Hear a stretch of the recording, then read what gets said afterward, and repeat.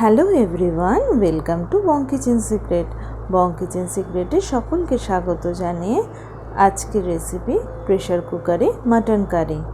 রান্নাটা টোটালটাই প্রেশার কুকারে হবে, খুব সহজে আর খুব অল্প সময়। চলুন তাহলে দেখা যাক।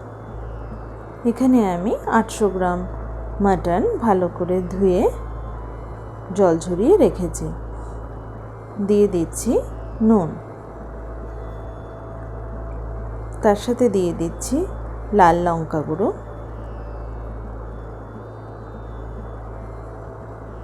দিয়ে দিচ্ছি হলুদ গুঁড়ো,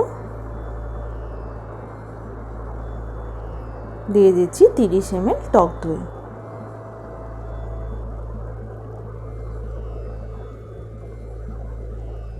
আর উপর দিয়ে দিচ্ছি কাঁচা সর্ষের তেল।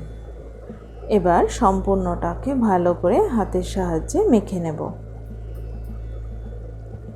ম্যারিনেশনটা করে রাখতে হবে 1 ঘন্টার জন্য, যাতে মাটনের মধ্যে সম্পূর্ণ মশলাগুলো ভালো করে ঢোকে।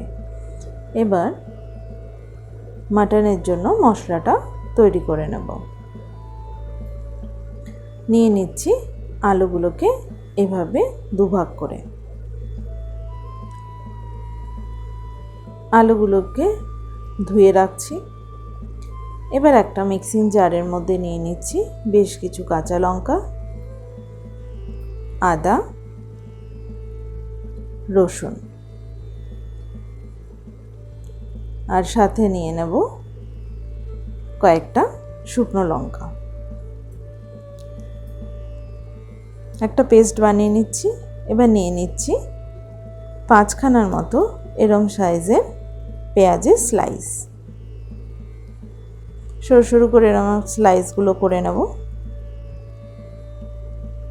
এবার এরম একটা চওড়া মোকালা হান্ডি প্রেশার কুকার গরম করে দিয়ে দেব সর্ষের তেল।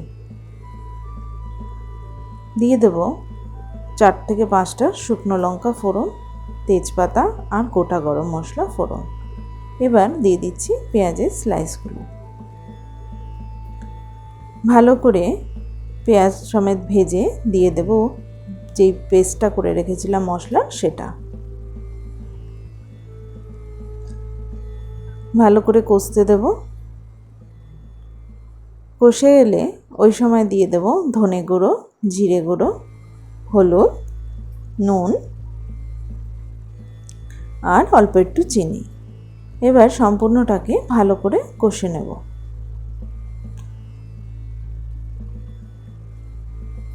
মশলাটা কষে গেলে দিয়ে দেব 2টো টমেটোর পেস্ট। এবার 10 মিনিটের মতো ভালো করে কষাবো, যাতে টমেটোর যে কাঁচা গন্ধটা থাকে সেটা নষ্ট হয়ে যায়।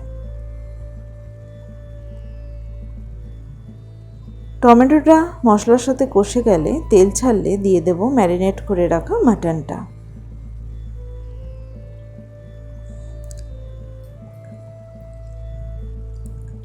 স্লো ফ্লেমে আগে মশলার সঙ্গে মাটনটাকে ভালো করে মিশিয়ে নিয়ে ঢেকে রাখবো 10 থেকে 15 মিনিট। 10 থেকে 15 মিনিট স্লো ফ্লেমে কুক হওয়ার পরে এরম একটুখানি মাটন থেকে জল বেরোবে। এরম যখন উপর দিয়ে তেল বেরিয়ে আসবে, ওই সময় আরও কিছুক্ষণ ঢাকনি খুলে কষিয়ে নেব। দিয়ে দেব কেটে রাখা আলুগুলো। বলে রাখি, আলুগুলো ভাজার কোনো দরকার নেই, তাতে বিশেষ কিছু টেস্টের পরিবর্তন হবে না। আর আলুগুলো প্রেশার কুকারে যখন আমরা দেব, তখন আলুগুলো উপর দিয়ে রাখবো। নিচে দিয়ে রাখলে গলে যাবে একদম। উপর দিয়ে দিচ্ছি কাঁচা লঙ্কা, দিয়ে 2 থেকে 3টে সিটি দিয়ে নেব। ভাপটা বেরিয়ে গেলে উপর দিয়ে দেব গরম মশলা গুঁড়ো। ব্যাস, তাহলেই হয়ে যাবে প্রেশার কুকারে তৈরি এরম একটা মাটন কারি। রেসিপিটা কেমন লাগলো অবশ্যই জানাবেন, আর আমার চ্যানেলে নতুন হয়ে থাকলে চ্যানেলটিকে সাবস্ক্রাইব করবেন। ধন্যবাদ। ভালো থাকবেন, সুস্থ থাকবেন।